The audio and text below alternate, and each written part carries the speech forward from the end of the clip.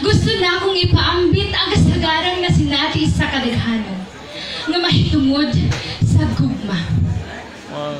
Matag nila ang gugma susama sa usa ka samad, sakit sa pagsugod, apan mag-ayo o magpahimangno.